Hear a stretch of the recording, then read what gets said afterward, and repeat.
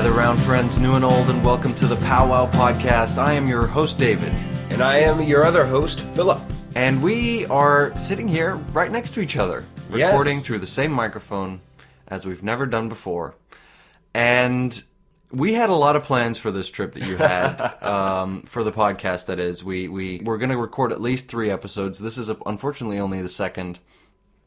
Just things got in the way. Partially vacation.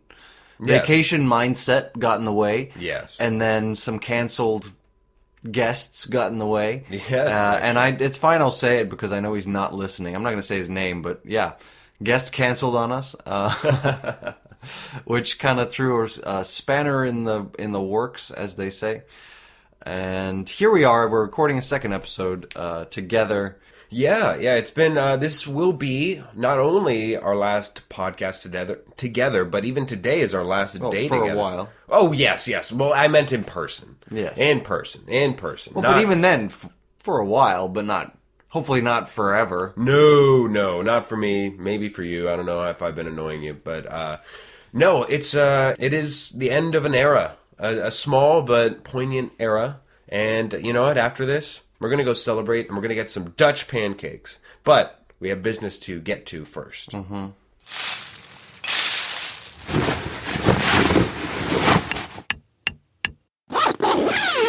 So besides a guest canceling on us, and again, we can keep on saying that because we know the guest is not listening. No, he's definitely not. But besides that, there was one other wrench in the monkey bars, so to speak. There was one more thing that really got to the issue of why, besides my own laziness, why we only have 2 episodes from this trip and not the 3 that we had originally 3 wanted. or more. 3 or more, yeah. I had imagined we might record even more than that, you know? We had no shortage of ideas. I mean, the big thing that happened was I lost my suitcase. And you know what? That seemed to have been a theme for both of us, as I have lost my luggage, or not my luggage, sorry, you lost your luggage, I lost my wallet, and so we thought, why not, let's talk about lost items, and specifically, we'll talk about our stories of how we lost our stuff. So, why don't you go first? How did you lose your luggage, and why did it matter? Why did it matter? Because this is pain, this is therapy, we need to go through this, David. Must we? So we were flying from London together to Dublin as part of the trip. Mm-hmm. And we were flying on the 5th of November. And that same day was a big rugby match between Ireland and South Africa, which is my, home country team, whom I've supported since I can remember. So, it was an opportunity. I scoured... That's the word, right? Scoured the internet for tickets. I found them. I got tickets. We didn't even know if they were legitimate. That's how far. Well, okay. When I bought them, I didn't know they were legitimate. Okay. But then when they got sent to me, I was like, okay, these are real tickets. Because it took me through the official Irish rugby website or something.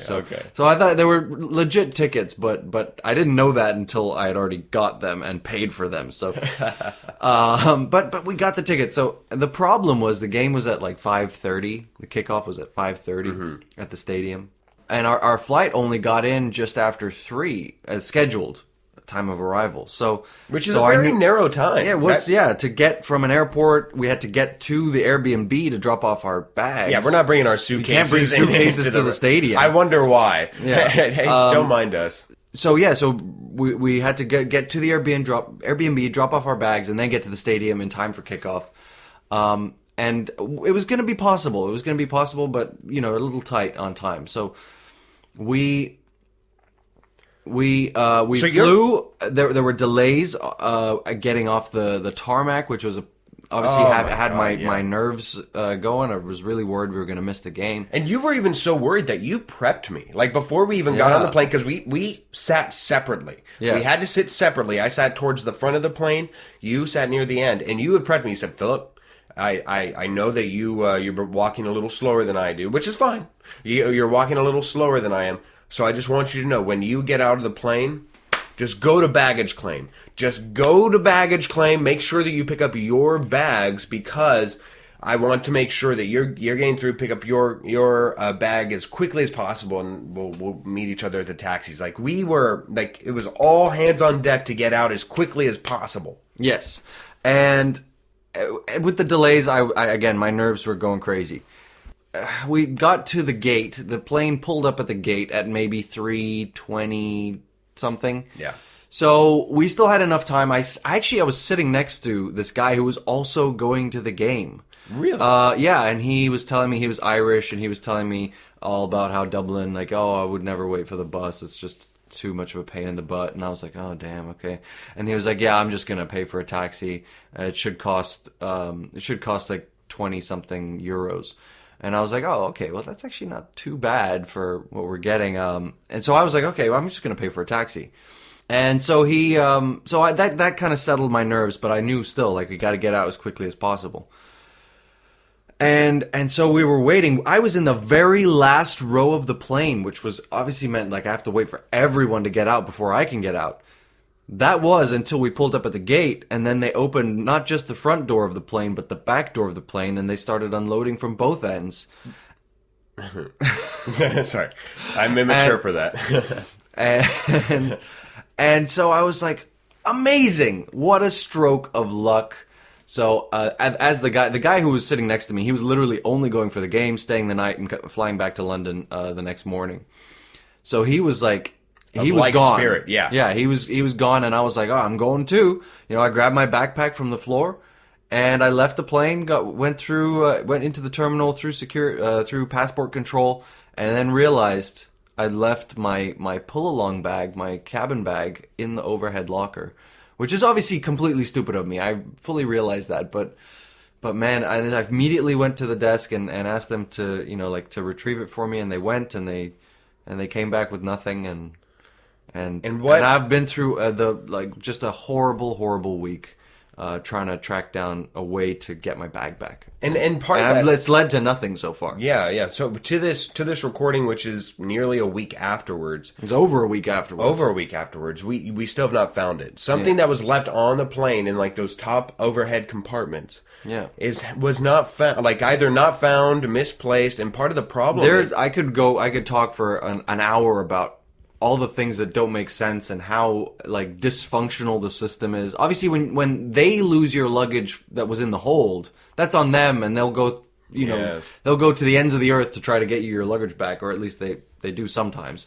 But at least there's a system in place there, and it's on them, and then they can at least either compensate you or get you your bag back.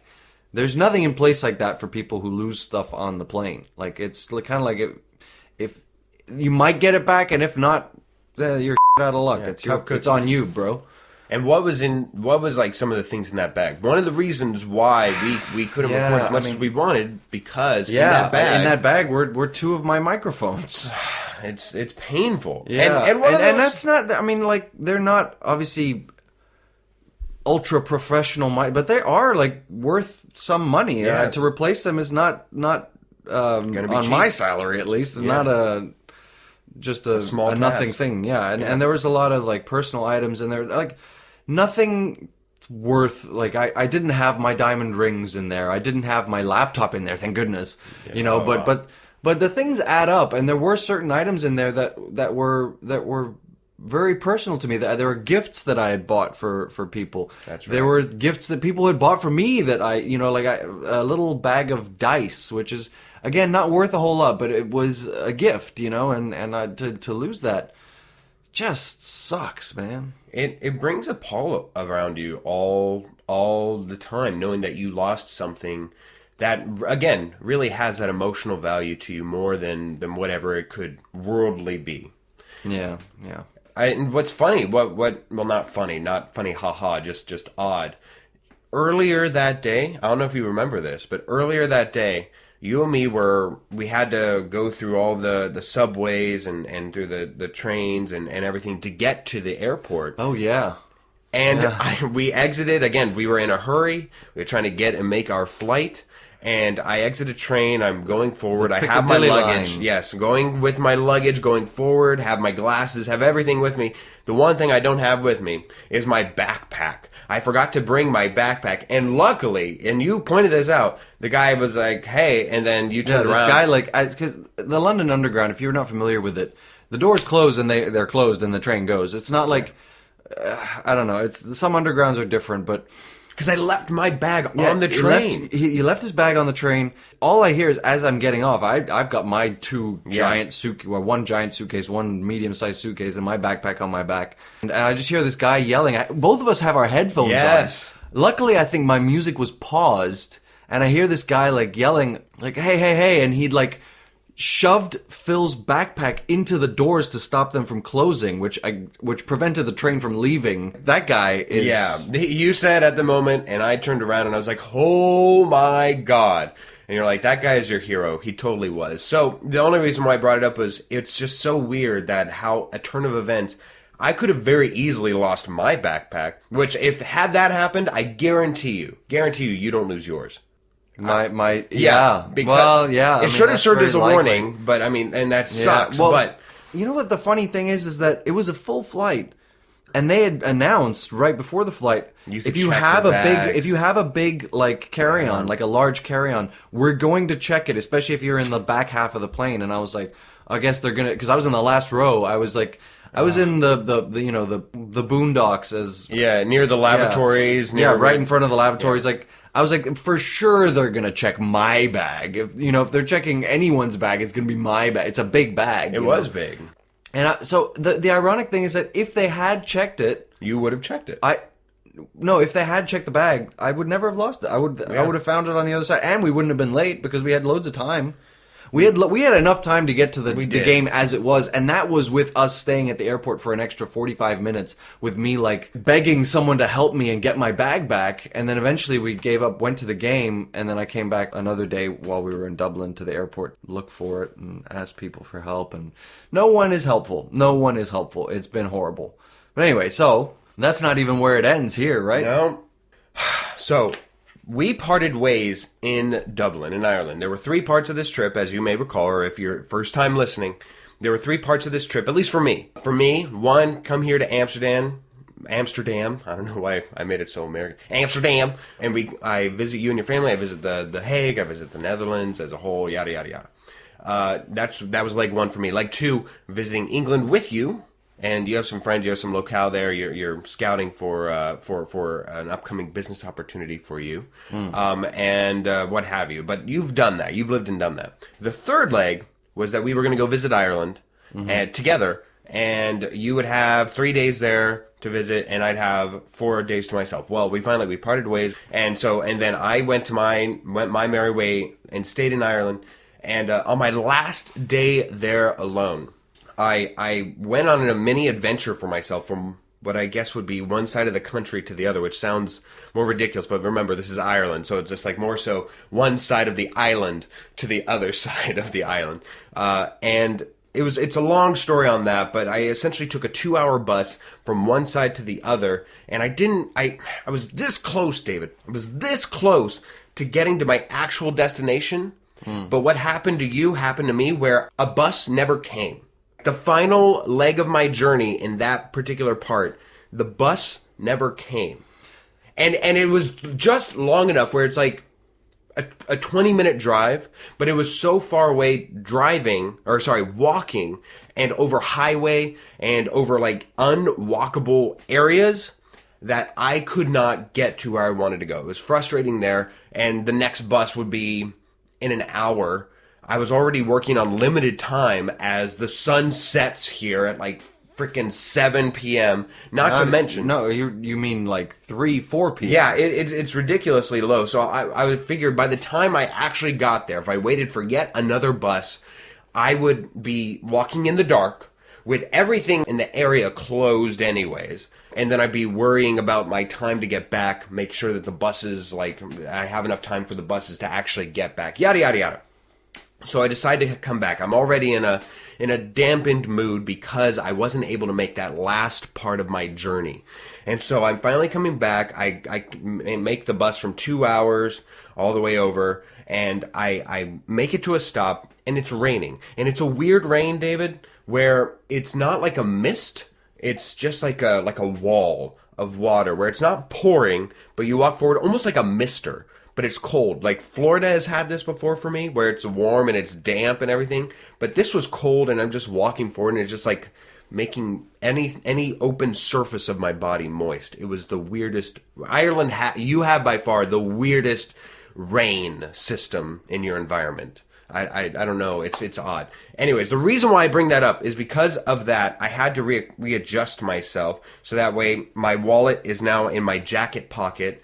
My phone is in my pants pocket, so that way it doesn't get wet, and making sure that my backpack is held on with both and trying to cover it up. I look down and I see that the next bus that leaves for like within local travel is in 3 minutes. And how far does it take for me to get from one stop to the other? 3 minutes. So I'm walking over there, and all of a sudden I see behind me, I see a bus that looks like my bus. I'm like, L54, that's the bus. And I look up, and it's a little ways away, so I'm like, oh, shoot. So in order to kind of get there, I got to run. And so I run, and I manage to make the bus. I go, yada, yada, yada. I get to my final destination, and I arrive near my hotel, and I decide, for whatever reason, to go in and get some butter for a piece of bread that I had earlier in the day. I'm working on limited funds here. So I get a piece of butter at the Circle K, and I go to pay for it with my wallet. It's gone. My wallet is gone. And it destroys me. Luckily, first fiasco avoided. I have my passport back in my room. So that was my biggest worry, where I'm like, I don't have my passport. That is like the only thing. How do I get out of this country if I don't have my I have my passport. Second worry then becomes, how do I get enough money to get to the airport without money? I don't have my cards. Because we had been told. Well, didn't have your cards, but I mean, even if you were able to register a card on Apple Pay, for example, none of the taxis or buses or anything take card payments. In Ireland, which is a developed country, it blew my mind. They only accept cash. How is your public transport system this outdated? It's unbelievable. And beyond that, David, then think about the next step. I would have to go on a bus, and they only take cash. Right, yeah. So it wasn't a matter of how much money. It wasn't like I was running low on money. It was a matter of I didn't have any money. So I had about €6 in change in my pocket that I had kept. And so I made a gamble, and I decided that I'm going to use what limited funds I have left to go back to the scene of the crime, because I went to my bus station. I'm checking my pockets. I'm checking it all. And I have a bus that's going north that I took, and the bus that's coming back in the opposite direction, I thought, you know what, maybe that's the bus that I left my wallet on. And so I have to run to go catch it up. And as I'm running, it hits me. I think, I put my wallet, where did I put it? I put it in my jacket. It must have fallen out when I was running. When I was running, it must have fallen out. So I go back to the stop that happened, and I'm walking up. So you take a bus all the way back to that stop? I pay with what little money I have left to go there, because that is my only hope. I was like, that is my only hope of actually getting my money, at least some way to get money to get to the airport in the morning in 7 hours now. I'm working on a time crunch on multiple ways. And so I go back to the stop. I have the flashlight on. I'm using the torch. And all of a sudden, sorry, Mom. I see my condom on the ground, on the concrete, and I know it's mine because it's blue. It's a very noticeable one that I don't think you could find in Ireland. It's somewhat old, whatever. It's wet, and I'm like, that's mine. And of course, I look around, the wallet's not there. So for me, that was confirmation. Oh my God. That must have been where it fell. And I know it now fell out of my pocket because that was in my wallet. So therefore it had to have fallen out of then the wallet. Or whoever picked up the wallet decided, I do not need this. I do not need this. No, it's far too, no. Anyways. And so I'm just depressed. I'm distressed. Yeah. I wait for the next bus because it's like scheduled to come in 30 minutes and it's the last bus. But I'm like, okay, since I have like 30 minutes, I might as well go up and down. David, I'm telling you, I'm going through gutters. I'm going through trashes because I'm thinking, what if whoever took this wallet, what if they wanted the money, which is fine. Right? I mean, in my mind, I'm making I'm going through all the steps of depression. I'm bargaining. I'm like to the powers that be. All right, just give me the wallet and at least leave the important stuff. Take the cash. Take the euros. I don't need that. Like, enjoy the 60. If that's what you needed in life, whatever. If somebody needed that more than I did, fine. I just give me some way to pay through. I'm negotiating, and so I'm thinking maybe they took the money and they threw away the wallet. Whatever. I'm going through the gutters. Maybe it somehow in the misty rain it slid into a gutter. I'm going through the pub. I'm giving them your information. I'm giving them my information in case they find it later. Yeah, I'm going through all this. I talk to a bus that comes up. I get on the wrong bus, David. So I go even further. My hotel is southeast. I go northwest. Like, it is the worst night, David. And so I make one stop. I just get to one stop and I'm like, oh, I made a mistake. And so I get off, and the next bus that would have helped me is 15 minutes away, and the last pickup is in 5 minutes. I couldn't even run if I wanted to make this because it's up a hill. And so I look, when's the next departure? None. It's the last one. The next one is at 6 a.m. So in order to get to my hotel, I have to walk an additional 2 hours. An additional 2 hours, David. I get to my hotel and I have to stop halfway. I get to a pub. They're like, we're closed. I'm like, please just tap water. I am so thirsty. I'm like distressed. I get to my hotel. I get in. There's 4 German kids at the desk trying to figure out why they need to pay twice. There's 3 of them who don't speak English. One who kind of does. Yes, I just need to. I need to know how do I pay why am I paying these twice? Whatever. I'm so disoriented. I can't even do a fake accent. And so I sit down. I'm just exhausted. I've had a full day, and I'm only going to be able to get 3 hours of sleep at this point before I even have a chance to go and figure out this fiasco. If I can even do that. Maybe I need to walk to the airport. And so I finally get to the hotel lobby desk, and the guy's like trying to dual wield and help both of us because I'm like, hello. And he says, hi, how can I help you? I say, I'm in room blah, blah, blah, my last name, blah, blah, blah. He's like, last name is what? I was like, last name.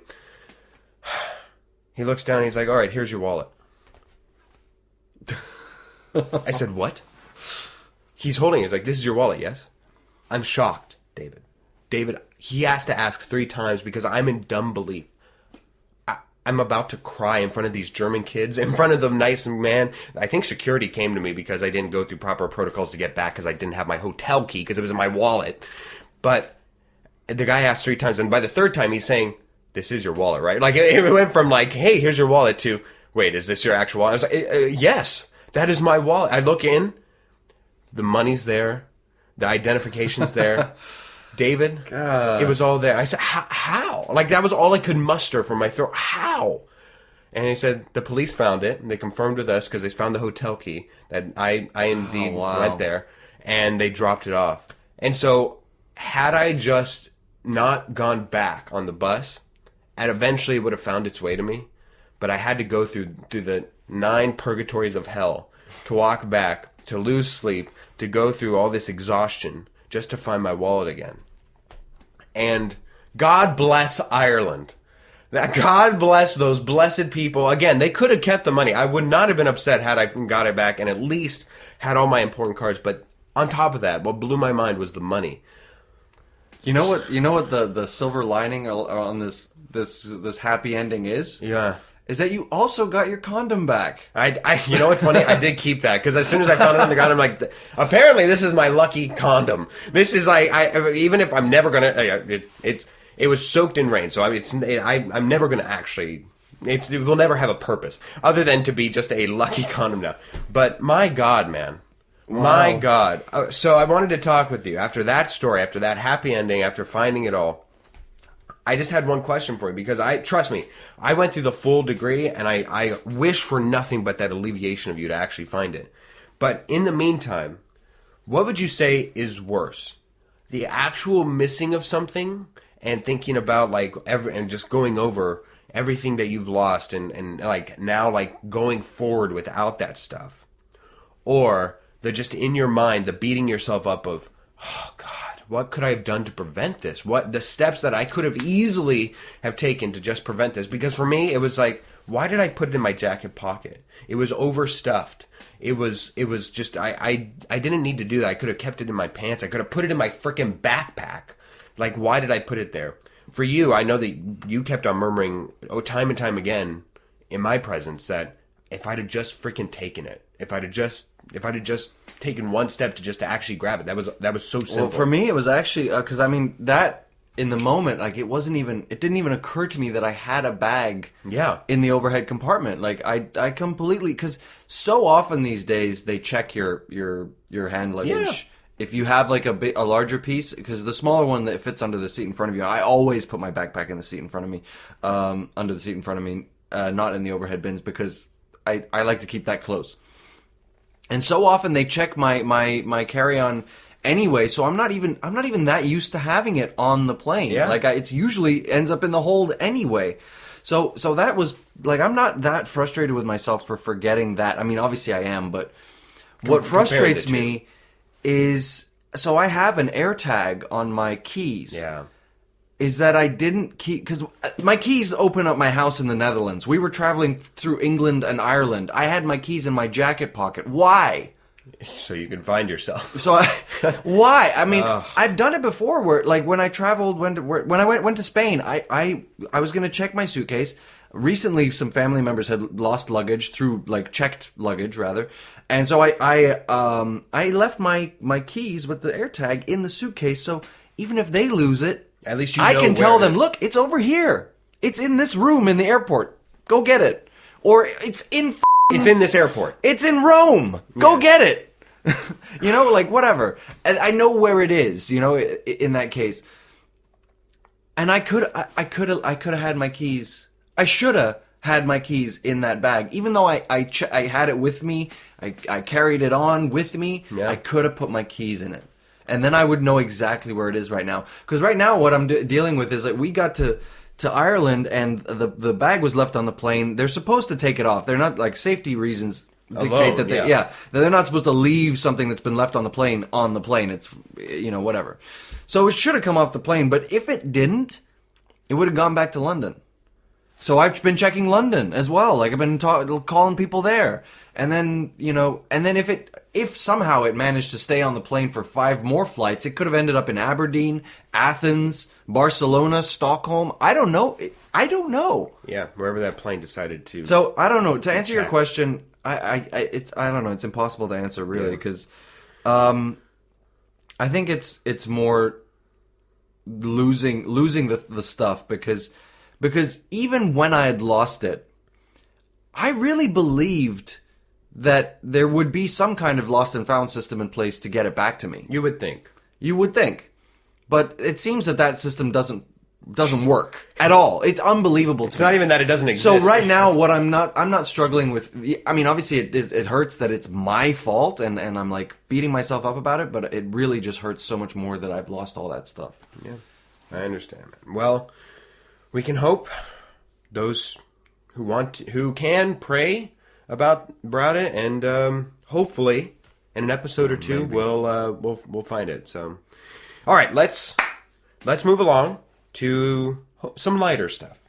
This episode of POWWOW Podcast is sponsored by Sides. Meet Sides, SIDES, an app that helps you take the law into your own hands. Turn ordinary agreements into binding contracts in seconds. Then if a dispute arises, Sides will step in to resolve it for you. Wait, Phil, that was supposed to be my line. What did we agree to in the contract? I don't know. I guess we can use Sides to settle this dispute. because each dispute costs a small one-time fee. And if you win, which I will, it's all awarded back to you. Sign up now and get 16% off for a limited time only. Our mini segment for this week is Fun Factoid. So we each have two statements prepared, Yes. two pieces of information, one true, one false, and we're going to try to trip up the other. So why don't you go first? Me go first? All right. David, the mist shrew of Brazil is the mammal with the smallest reproductive organs currently known. Or the second factoid, the fully erect rhinoceros stature can extend to 2.5 feet and is shaped like a lightning bolt. Which is the fake factoid? 2.5 feet is sizable. The shaped like a lightning bolt kind of seems like something you would have made up. So I'm gonna go with that's the fake one, and the mist shrew or whatever it was Right. is the real fact. It has the tiniest genitals. Apparently, David, all rhinoceri, they're a wizard. Because apparently it's true. They are shaped like a lightning bolt. Wow. And at 2.5 feet when extended to the fullest degree of the law, apparently. That's So all right. that is completely correct. I don't even know if there was a mist shrew. I don't even Oh, know if it there are shrews sounds- in Brazil, but there we go. Possibly, I don't know. Okay, you had to make yours about penises. I am doing this on the fly because I totally forgot to prepare something. So, so your first fact, two unrelated facts, is that almonds are a member of the peach family. Okay. And your second fact is there are 104 different ways to make change of $1. I'm going to say that the fake fact is actually the 104 ways to make $1. I bet that there's more. I bet that you flubbed the number under. It's like 401. You're absolutely right, except it's 293. Oh, okay. So you got me. You got me. I feel like you're better at this game than I am. I'm very good at sniffing out the BS. Yeah. So as we have griped about earlier, David, we have no guest here today, so we're going to go a little old school for all of you who are faithful listeners and have listened to early. Since the beginning. Yeah, since the beginning. We're going to just play against each other. Yeah. And it's going to be violent.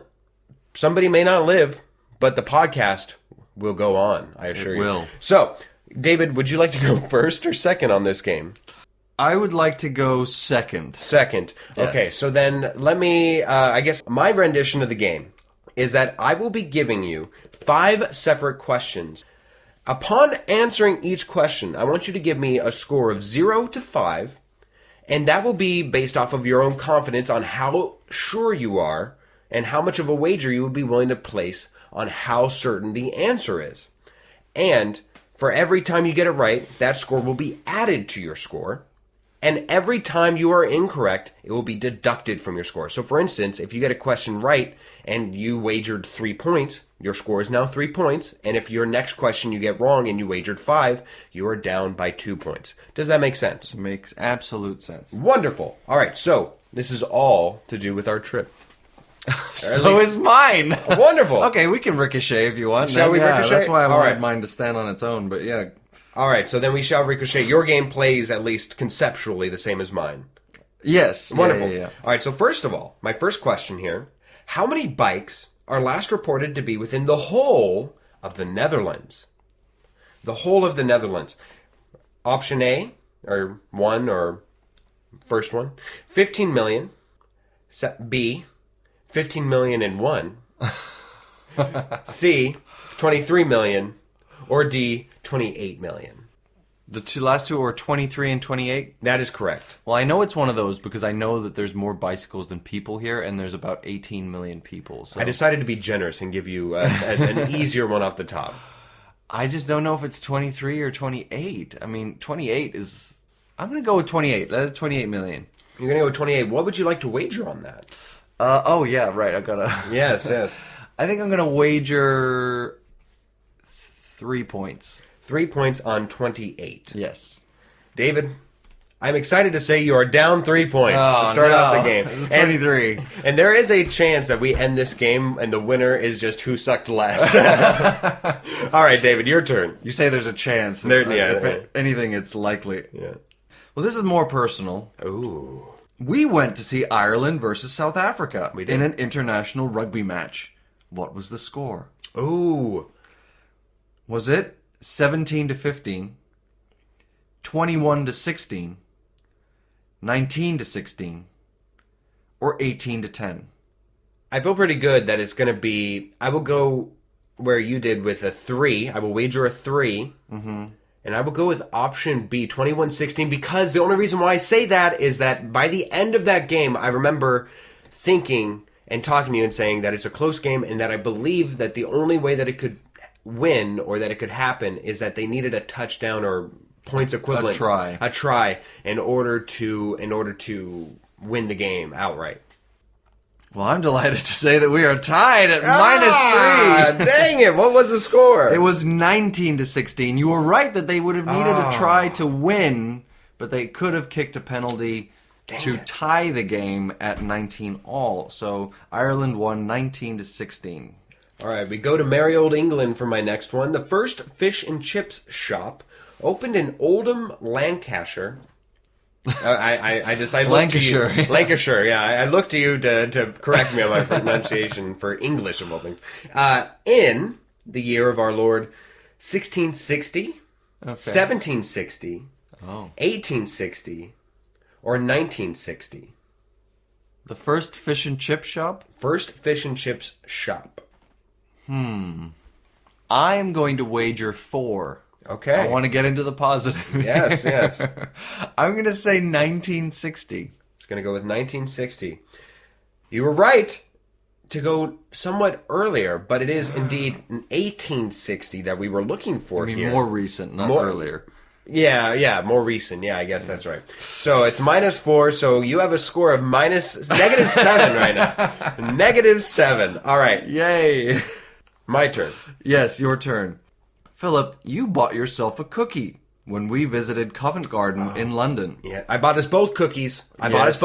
Yes. What was the name of the cookie place? Oh! Was it Bob's Cookies, Bill's Cookies, Biff's Cookies, or Ben's Cookies? You got to admit, the only reason why you put Biff in this because we saw Back to the Future the musical, right? Okay. Exactly. All right, good. All right, so I'm 100% confident it's not that one. I would have remembered that. Wow, strategically I was gonna go something as bold as 2, but I actually feel very certain about this. I'm gonna go. How much are you wagering? I'm gonna go with 5. 5. On D was Ben's Cookies. Ben's Cookies. I'm gonna go with D. 5 on D. And you get it right. Ah, God bless you, Ben! So, I think it's fair, since I'm leading, that we should switch, and I should go first on this third question. Okay. All right, well, on that subject, we went to go see Back to the Future the musical on the West End. What was the name of the opening number? Gotta Start Somewhere. It's Only a Matter of Time. No Time Like the Present. Or It's All Relative.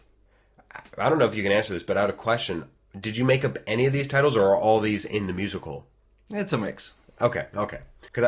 Bravo to you. They all sound like they should have been in this. If you made up two of those should have been in there. Anyways, I believe option B was It's All About Time. It's Only a Matter of Time. It's only a Oh. Yeah, I'm going to go with option B, and I will wager, to just make it fun, I will go I will wager 2. I will wager 2 points. Got it. So you said B, It's Only a Matter of Time? Yes. It's correct. Woo! It's correct.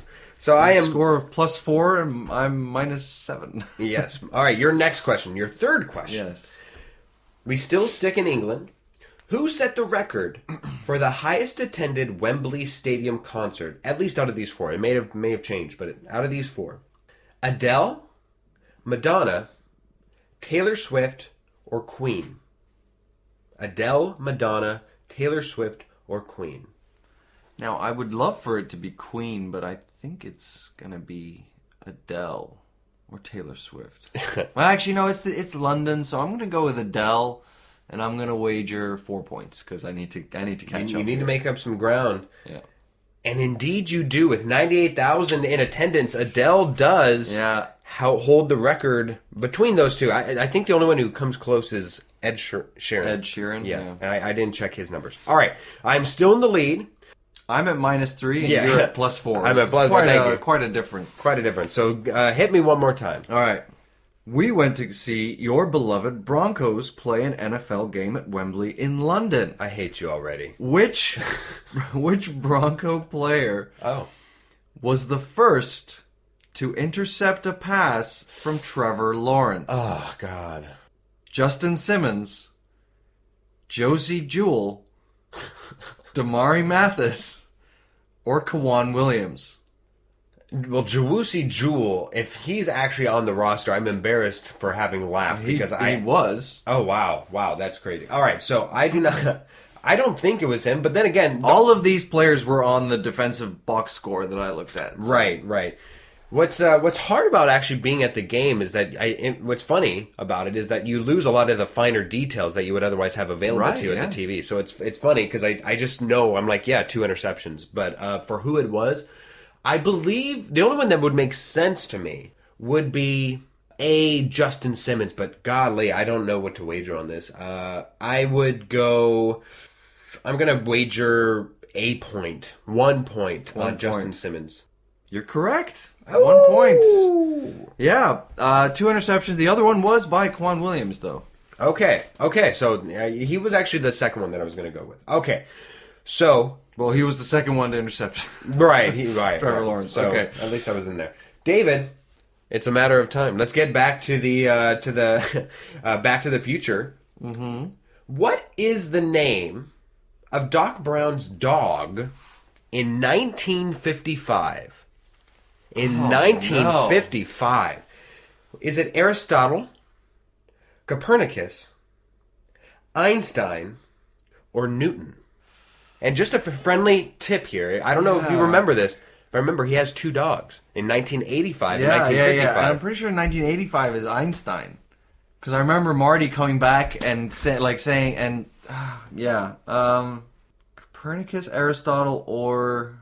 Newton. I don't think it's Newton. That doesn't sound right. I think it's Copernicus. I'm going to wager 5 points. I want the big cheese. He wants the big cheese. Yeah, 5 points on Copernicus. The big cheesy Copernicus gets him 5 points. Way to go! We're in the positive. Finally. All right.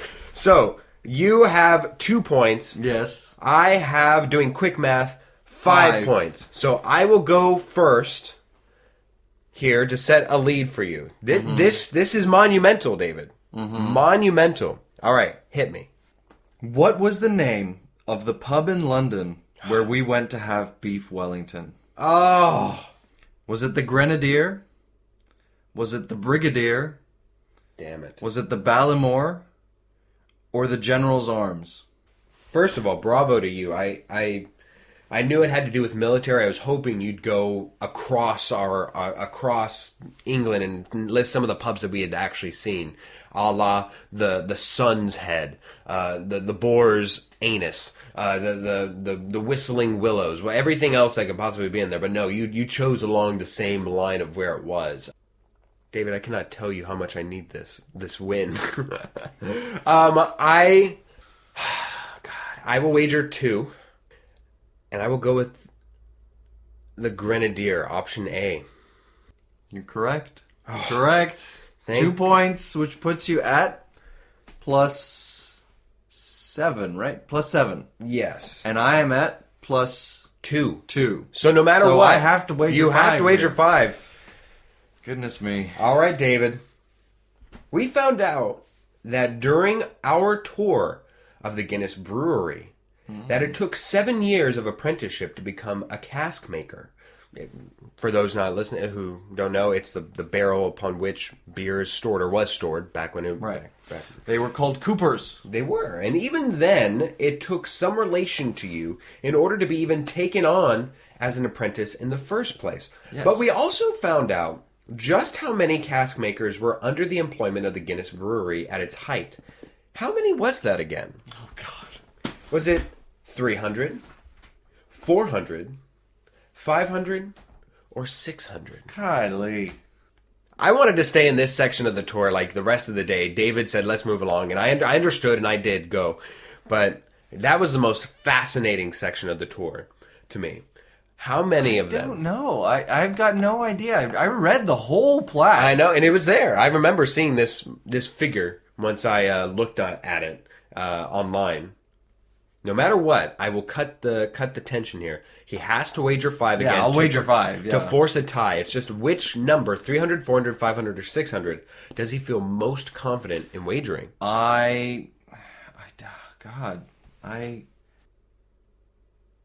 Give us your thought process. There's no thought process. It's just a guess. I'm really just playing mind games with you. Not playing mind games. I'm just trying to read how you would have framed this. Would you have made the correct answer the smallest and try to trick me into going higher, or the opposite, made it the highest just to make it seem like it's so many? Or something in between. I'm drawn towards 400, and I can't explain why. I will spare you in knowing that it is not a high number. It is not 600, nor is it 500. But it was 300. But this is Sparta, David! This is 300! It was 300 cask makers. Remember, it's Ireland. It's small, So 300 for them is huge. God, 400 would be so ridiculous compared to 300. Think of the children, David. Anyways, so 300... is the number. I am pleased to write down -5 in our score right here. And in our weekly scores, that will feel good to place in there, to have you be brought down, because in that category, you are quite ahead of me. And actually, even then, I needed this win, David. I needed this. Right. So this was a great ending for me to the vacation. Thank you. I appreciate it. Okay. And such was our trip. All right. Well, thank you so much.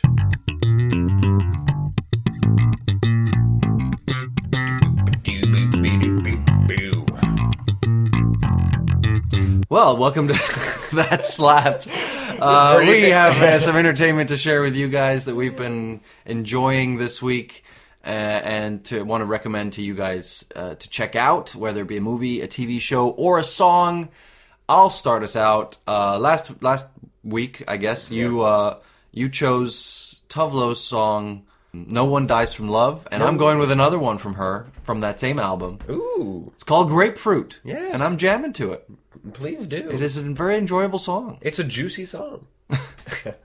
I don't know about you, but being on vacation alone those 4 days, one thing that I was thankfully, I dare say, almost therapeutically able to do was just walk around and listen to new music while walking around. Like there's nothing quite as refreshing for me speaking about myself, as just sightseeing and being able to listen to new music and kind of order that.